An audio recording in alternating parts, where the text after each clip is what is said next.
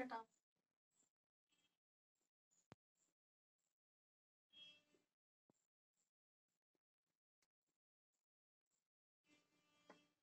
ओम शांति। आज बाबा के 12/4/2022 के साकार महावाक्य हैं। मीठे बच्चे, तुम दुख हरता सुख करता बाप के बच्चे हो। तुम्हें मनसा वाचा कर्मणा किसी को भी दुख नहीं देना है, सबको सुख देना है। मीठे बच्चे, तुम दुख हरता सुख करता बाप के बच्चे हो। तुम्हें मनसा वाचा कर्मणा किसी को भी दुख नहीं देना है, सबको सुख देना है। सुख देना है। प्रश्न है, तुम बच्चे मनुष्य से देवता बनते हो, इसीलिए तुम्हारी मुख्य धारणा क्या होनी चाहिए? सबको सुख देने की। तुम बच्चे मनुष्य से देवता बनते हो, इसलिए तुम्हारी मुख्य धारणा कौन सी होनी चाहिए? क्या होनी चाहिए? सबको सुख देना है, किसी को दुख नहीं देना है। बाबा ने ऐसे कहा है, तुम्हारे मुख से जो भी बोल निकले वह एक एक बोल मनुष्य को हीरे जैसा बना दे। तुम्हें बहुत मीठा बनना है, सबको सुख देना है, किसी को भी दुख देने का ख्याल ना आए। तुम अभी ऐसी सत्युग स्वर्ग की दुनिया में जाते हो जहां सदा सुख ही सुख है, दुख का नाम निशान नहीं। तो तुम्हें बाप की श्रीमत मिली है बच्चे, बाप समान दुख हरता सुख करता बनो। क्या बनो? दुख हरता सुख करता। तुम्हारा धंधा ही है सबके दुख हरकर सुख देने का। गीत है, इस पाप की दुनिया से कहीं दूर ले चल। ओम शांति। बच्चों ने यह गीत सुना। बच्चे जानते हैं कि हम पुरुषार्थ करते हैं ऐसी दुनिया में जाने के लिए जहां एक तो माया नहीं होती और कभी भी मनसा वाचा कर्मणा कोई किसी को भी दुख नहीं देते। इसीलिए उनका नाम ही है क्या? स्वर्ग। स्वर्ग उनका नाम है ना। वहां कभी किसी को दुख नहीं देते, कभी कोई किसी के लिए ऐसे बोल नहीं बोलते हैं। पैराडाइज वैकुंठ और बरोबर वहां के मालिक लक्ष्मी नारायण का चित्र भी दिखाते हैं। तो लक्ष्मी नारायण वहां के ये मालिक हैं। प्रजा का तो चित्र नहीं दिखाएंगे ना, लक्ष्मी नारायण का चित्र है, जिससे सिद्ध होता है कि उन्हों की राजधानी में जरूर ऐसे ही मनुष्य होंगे। भारत में ही यह स्वर्ग के मालिक थे जहां दुख का नाम निशान नहीं रहता। मनसा वाचा कर्मणा कोई भी किसको दुख नहीं देते। बाप भी कभी किसको दुख नहीं देते। उनका नाम वाला है दुख हरता सुख करता। वह बैठ तुम बच्चों को पढ़ाते हैं। इस दुनिया में सभी मनसा वाचा कर्मणा एक दो को दुख देने वाले हैं। मनसा वाचा कर्मणा सब सुख देने वाले। इस वहां मनसा वाचा कर्मणा सब सुख देने वाले और यहाँ मनसा वाचा कर्मणा सब दुख देने वाले। परम पिता परमात्मा के सिवाय स्वर्ग का मालिक कोई बना नहीं सकता। बरोबर स्वर्ग था, यहाँ भी देखो साइंस से क्या क्या बनता रहता है। एरोप्लेने, मोटर्स, महल आदि कैसे बनाते हैं, वहां भी साइंस सारी काम में आती है। ऐसे नहीं कि जमीन में कोई वैकुंठ निकल आएगा।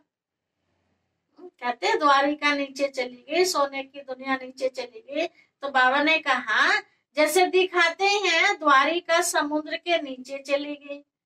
अब जो समुद्र के नीचे चीज जाएगी तो वह तो गलकर खत्म हो जाएगी। खत्म हो जाएगी।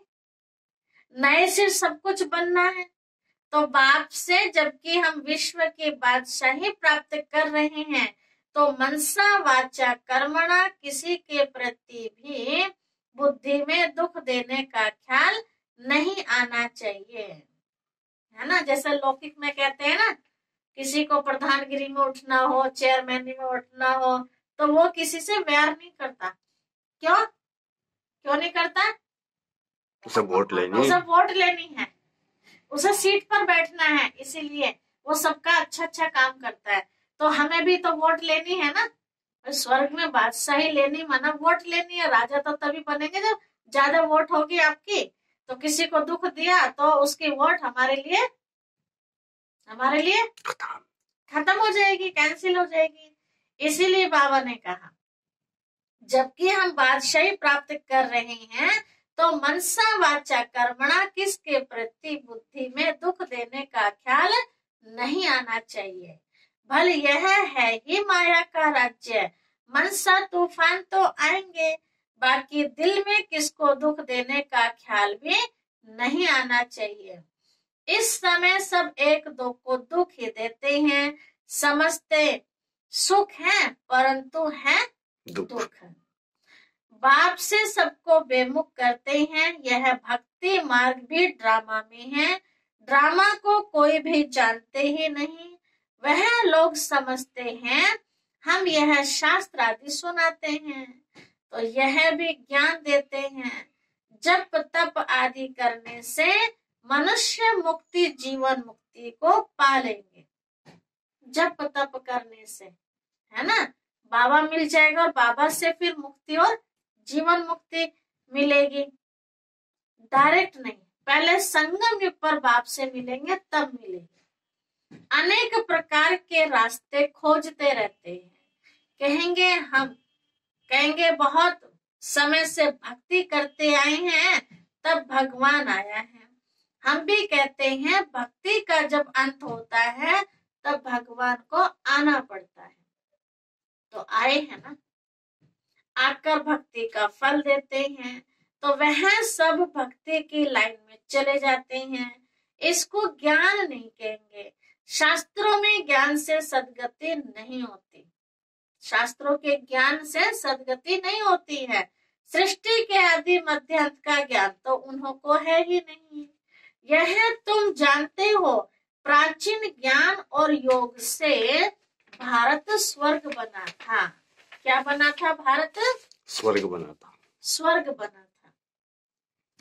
सो जरूर भगवान ही सिखाएगा, है ना। स्वर्ग में कैसे जाएंगे तो कौन सिखाएगा? भगवान ही सिखाएगा ना। मनुष्य तो राजयोग सिखला ना सके। भगवान ने जो सहज राजयोग सिखाया उनका बाद में शास्त्र बनाया है। यहाँ तो भगवान खुद बैठ नॉलेज समझाते हैं। गीता में सिर्फ एक भूल की है, जो नाम बदली कर दिया, बाप के बदले कृष्ण का नाम डाल दिया है। अभी कृष्ण थोड़ी ना सबका बाप हो सकता है। कृष्ण तो खुद ही बच्चा है। तो बाप कौन है? शिव बाबा। तुम जानते हो अभी भगवान हमको ज्ञान और राजयोग सिखला रहे हैं। सृष्टि के आदि मध्य अंत का ज्ञान और कोई शास्त्र में नहीं है। कल्प की आयु भी लंबी चौड़ी कर दी है। मनुष्य तो वही शास्त्र पढ़ते रहते हैं, रोज रोज वही पन्ने पलटते रहते हैं, समझते कुछ भी नहीं है, बस पढ़ने से मतलब। भिन्न भिन्न धर्म के पत्ते दिखाए जाते हैं। वास्तव में यह जो भी वेद शास्त्र हैं वह सब भागवत गीता के पत्ते हैं।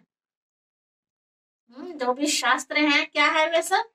भागवत गीता के पत्ते। भागवत गीता के पत्ते हैं, क्योंकि सब उन्हीं से निकले हैं ना। तुम देखते हो बरोबर नए झाड़ की स्थापना होती है। तूफान आदि में कोई तो झट मुरझा जाते हैं, गिर पड़ते हैं। तुम जानते हो अभी हमारे देवी झाड़ का फाउंडेशन लग रहा है, और जो धर्म स्थापक हैं वे यह नहीं जानते कि हम कृष्ण धर्म का वह फलाने धर्म का फाउंडेशन लगाते हैं। पीछे समझ में आता है कि फलाने ने फाउंडेशन लगाया। यहाँ तो कांटों को फूल बनाना होता है। यहाँ तो क्या बना रहे बाबा? कांटों को फूल बना रहे हैं। तुम जानते हो हमको तो देवता बनना है, सबको सुख देना है, किसको दुख देने का ख्याल भी नहीं आना चाहिए। क्योंकि हम बच्चे किसके हैं? सुखदाता के बच्चे, तो किसी को दुख देने का भी ख्याल नहीं आना चाहिए, है ना। एक एक अक्षर मुख से ऐसा निकले जो मनुष्य को हीरे जैसा बना दे। बाप भी हमको ज्ञान सुनाते हैं, जिसको धारणा करते करते हम हीरे जैसे बन जाते हैं। वास्तव में टीचर किसको दुख क्यों देवे? वे तो पढ़ाते हैं। हाँ, समझाया जाता है। अगर अच्छी रीति नहीं पढ़ेंगे तो 21 जन्मों के लिए घाटा पड़ जाएगा। 21 जन्मों के लिए अब ही पुरुषार्थ करना है। बाप मिला है जिसको ही भक्ति मार्ग में याद करते हैं। हे भगवान, हे प्रभु, क्या याद करते हैं ना। साधु संत आदि सब याद करते हैं। भगवान तो एक है, परंतु वह कौन है यह जानते ही नहीं। श्री कृष्ण तो सत्युग का प्रिंस है। यहाँ का द्वापर का कलयुग का प्रिंस नहीं है, कृष्ण है सत्युग का प्रिंस। उनको तो ऐसे कोई नहीं कहेंगे कि वह सर्व का दुख हरता सुख करता है। वही श्री कृष्ण की आत्मा जो सुख में थी अब दुख में है। भगवान के लिए ऐसे नहीं कहेंगे कि पहले भगवान सुखी था और अब दुखी हो गया है। वह तो सुख दुख से न्यारे हैं। उनको मनुष्य का तन है नहीं। बाप जो स्थापना करते हैं वहाँ सुख ही सुख है। तब गाया जाता है दुख हरता सुख करता। तुम जानते हो हम रावण के राज्य में आधा कल्प दुखी थे। अल्प काल का सुख रहता है, बाकी दुख ही दुख है, जिसको सन्यासी लोग कामिष्टा समान कहते हैं। थोड़े समय का सुख,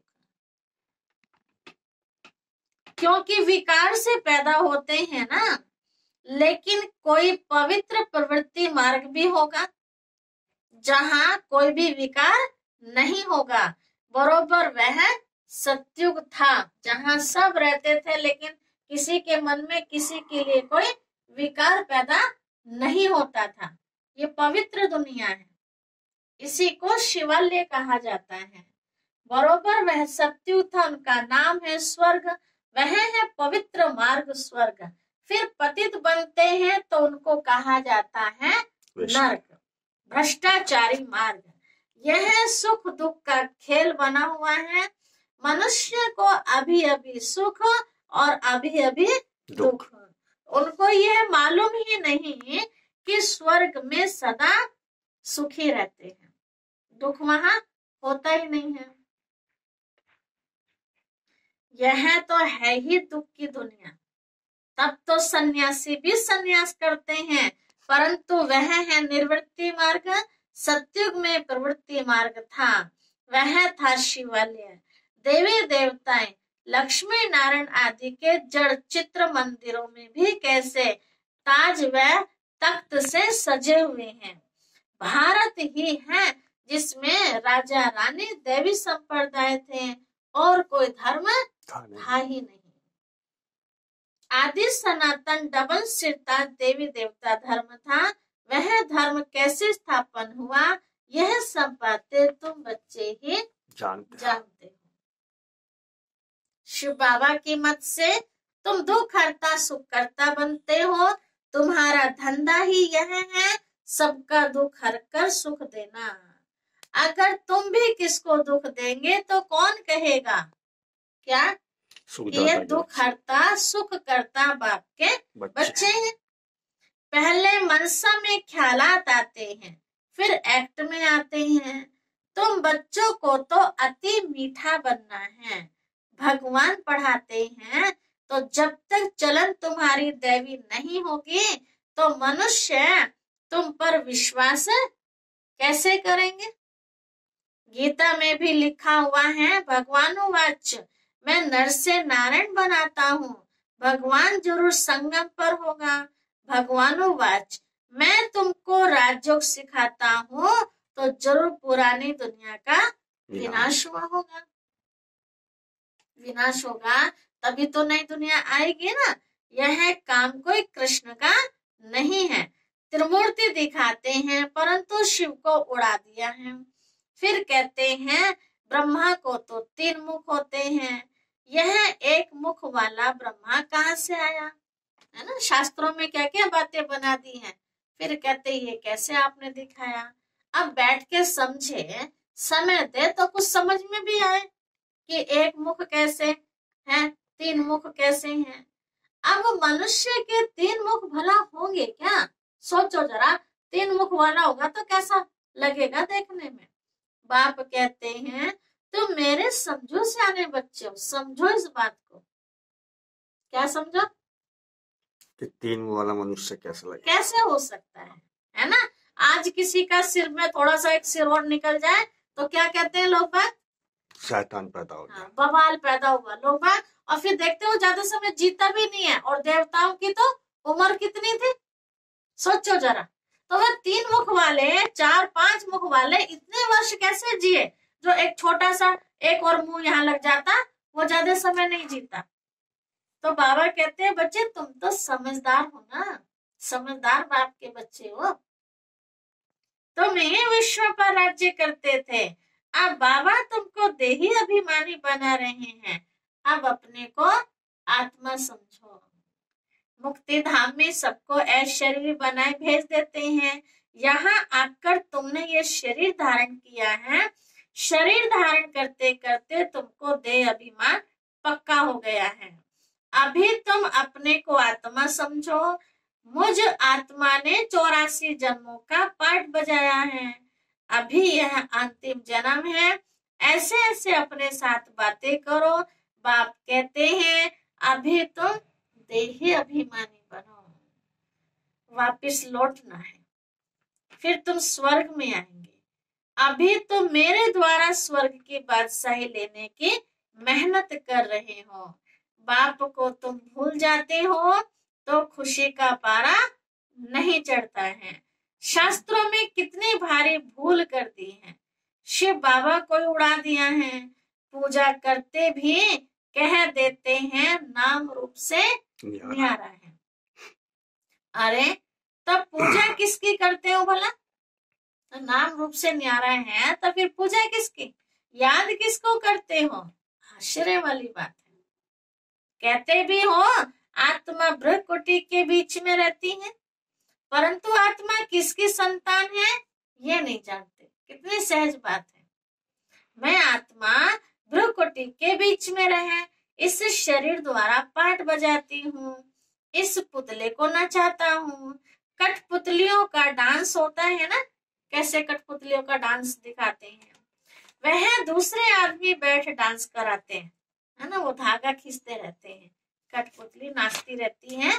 पहले पहले तो देही अभिमानी बनना है और बाप जो कुछ समझाते हैं उसको धारण करना है।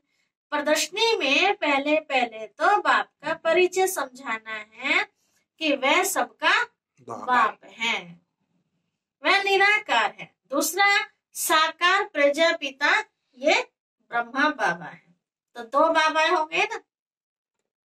तुम जानते हो लौकिक बाप भी हैं, फिर 3 बाप हो गए। पारलौकिक बाप भी हैं, वह हद का और वह बेहद का। अब नई रचना रच रहे हैं। हम वर्षा शिव बाबा से लेते हैं।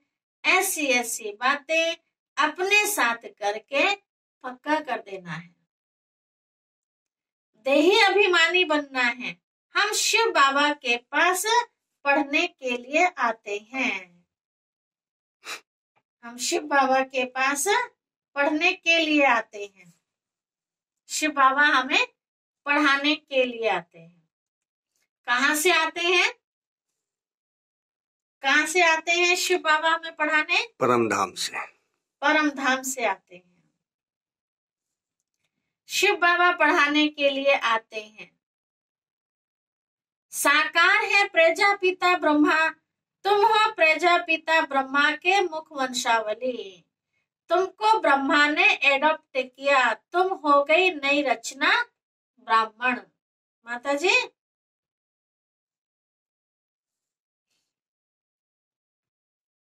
माता जी, बाबा कह रहे हैं कि तुम हो गए ब्राह्मण। वह है पुराने जिस्मानी ब्राह्मण, वह जिस्मानी यात्रा कराते और तुम कराते हो रूहानी यात्रा। रूहानी यात्रा। तुम बच्चे अभी श्रेष्ठ बन रहे हो, यह है ही ईश्वरीय मिशन। श्रेष्ठाचारी बनने के सभी मनुष्य भ्रष्टाचारी बन गए और यह श्रेष्ठाचारी बनने की मिशन है। मनुष्य तो बना न सके, वास्तव में सच्ची सच्ची सदाचार समिति तुम्हारी है। तुम्हारा लीडर देखो कौन है। बाप कहते हैं मैं फिर से राजयोग सिखलाने आया हूँ। ये वही संगम युग है, अभी मनुष्य से देवता बनाता हूँ। तुम जानते हो हम शूद्र से अभी ब्राह्मण बन रहे हैं। ब्राह्मणों की है चोटी, ब्रह्मा भी चोटी है। ब्रह्मा भी चोटी है। ब्रह्मा में जो प्रवेश करते हैं उनको इन आंखों से देख नहीं सकते। कौन प्रवेश करते हैं? शिव बाबा। शिव बाबा। बाकी तो सबको देखते हैं, शिव बाबा को नहीं देख सकते। बुद्धि से जानते हैं। निराकार बाप हमको पढ़ाते हैं। ब्रह्मा को तो ब्राह्मण यहाँ चाहिए, सूक्ष्म वतन में तो हो न सके। एडॉप्ट करते हैं। व्यक्त ब्रह्मा सो अव्यक्त बनता है। ये बड़ी समझने की बातें हैं। पहले पहले लक्ष्य को समझ लिया, फिर भला कहाँ भी बैठ पढ़ सकते हो। मुरली रोजाना सुननी पड़े, एक दिन भी मिस होने से बड़ा घाटा पड़ जाता है, बहुत भारी नुकसान हो जाता है। क्योंकि पॉइंट बड़ी गुह्य है, हीरे रत्न निकलते हैं। कोई फर्स्ट क्लास रत्न निकला हो और हमसे मिस हो जाए तो कितना बड़ा घाटा पड़ जाए। रेगुलर स्टूडेंट बड़े एक्यूरेट होते हैं। अच्छी रीति पुरुषार्थ नहीं करेंगे तो उच्च पद कैसे पाएंगे। यह तो बहुत ऊंची पढ़ाई है। सरस्वती को बेंजो और कृष्ण को मुरली दी है। वास्तव में कृष्ण को भूल से दी है। मुरली तो है किसकी? शिव बाबा। शिव बाबा की, कृष्ण की नहीं है, शिव बाबा की है। तुम जानते हो यह शिव बाबा का मुख है। कृष्ण का और सरस्वती का तो कोई भी कनेक्शन ही नहीं है। कृष्ण सत्युग का, सरस्वती संगम युग की, तो दोनों का तो बाबा कह रहे कोई मेल ही नहीं, कोई मेल ही नहीं बैठता। सारा मूंज करती है, सारे मूंज सूत को क्या कर दिया? मुझा दिया है, मुझा दिया। अच्छा, मीठे मीठे सिखी लदे बच्चों प्रति माता पिता बाप दादा का याद प्यार और गुड मॉर्निंग। रूहानी बाप की रूहानी बच्चों को नमस्ते। हम रूहानी बच्चों की रूहानी माता पिता बाप दादा को याद प्यार गुड मॉर्निंग और नमस्ते नमस्ते नमस्ते। शुक्रिया बाबा, शुक्रिया। धारणा के लिए मुख्य सार, पहली पॉइंट है मैं आत्मा इस शरीर रूपी पुतले को नचा रही हूँ। मैं इनसे अलग हूँ, ऐसा अभ्यास करते देही अभिमानी बनना है। मैं आत्मा इस शरीर रूपी पुतले को नचा रही हूँ, मैं इनसे अलग हूँ, ऐसा अभ्यास करते करते देही अभिमानी बनना है। दूसरी पॉइंट है मुरली कभी भी मिस नहीं करनी है, रेगुलर बनना है, पढ़ाई में बहुत बहुत एक्यूरेट रहना है। मुरली कभी भी मिस नहीं करनी है, रेगुलर बनना है, पढ़ाई में बहुत बहुत एक्यूरेट रहना है। बाबा वरदान दे रहे हैं, माया और प्रकृति की हलचल से सदा सेफ रहने वाले दिलाराम के दिल तख्त नशीन भव। माया और प्रकृति की हलचल से सदा सेफ रहने वाले दिलाराम के दिल तख्त नशीन भव। सदा सेफ रहने का स्थान दिलाराम बाप का दिल है, दिल तख्त है। सदा इसी स्मृति में रहो कि हमारा ही यह श्रेष्ठ भाग्य है जो भगवान के दिल तख्त नशीन बन गए। जो परमात्मा दिल में समाया हुआ अथवा दिल तख्त नशीन है वह सदा सेफ है। माया व प्रकृति के तूफान उसे हिला नहीं सकते। ऐसी अचल रहने वालों का यादगार अचल घर है, चंचल घर नहीं। इसीलिए स्मृति रहे कि हम अनेक बार अचल बने हैं और अभी भी अचल है। जिनकी स्थिति एक रस रहती, बाबा ने कहा उनका यादगार क्या बताया? अचल घर, अचल घर, चंचल घर नहीं। स्लोगन है, ज्ञान स्वरूप प्रेम स्वरूप बनना है, शिक्षाओं को स्वरूप में लाना है। ज्ञान स्वरूप प्रेम स्वरूप बनना है, शिक्षाओं को जीवन में लाना है, स्वरूप में लाना है। तो ये थे बाबा के आज के साकार महावाक्य। मीठे बच्चे, तुम दुख हरता सुख करता बाप के बच्चे हो। तुम्हें मनसा वाचा कर्मणा किसी को भी दुख नहीं देना है, सबको सुख देना है। प्रश्न था, तुम बच्चे मनुष्य से देवता बनते हो, इसीलिए तुम्हारी मुख्य धारणा क्या होनी चाहिए? सबको सुख देना है। तुम्हारे मुख से जो भी बोल निकले वह एक एक बोल मनुष्य को हीरे जैसा बनाने वाला हो। तुम्हें बहुत बहुत मीठा बनना है, सबको सुख देना है, किसी को भी दुख देने का ख्याल ना आए। तुम अभी ऐसी सत्युगी दुनिया में जाते हो जहां सदा सुख ही सुख है, दुख का वहां नामो निशान नहीं। तो तुम्हें बाप की श्रीमत मिली है बच्चे, बाप समान दुख हरता सुख करता बनो। तुम्हारा धंधा ही यह है, सबके दुख हरकर सबको सुख देने के। गीत क्या था? इस पाप की दुनिया से कहीं दूर ले चल, कहाँ? परम धाम ले चल। ओम शांति। ओम शांति।